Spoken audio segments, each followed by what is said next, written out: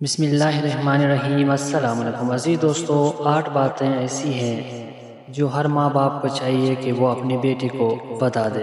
اس video میں ہم آپ کو وہ 8 باتیں بتائیں گے۔ سب سے پہلے کسی شخص سے بات کرنی ہو تو درمیان میں کافی فاصلہ رکھ کر بات کرے۔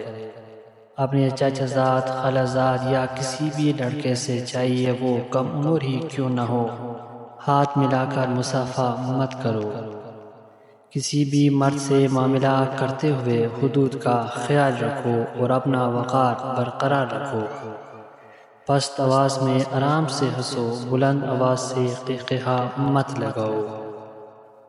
لفٹ میں اجنبی مرد کے ساتھ نہ چڑھو، پہلے اسے جانے دو، اس کے بعد تم چلی جاؤ۔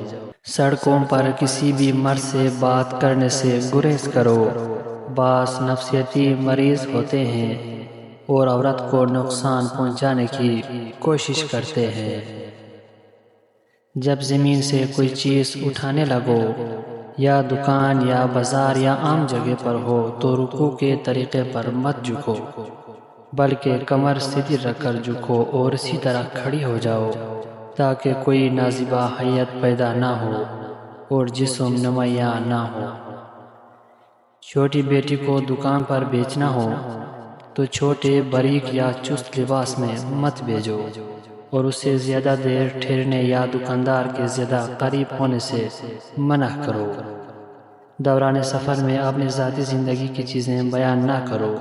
دیواروں کے بھی کان ہوتے ہیں، نہ وہاں بلند آواز میں بات کرو بلکہ اطمینان سے تسبیح پڑھتے رہو۔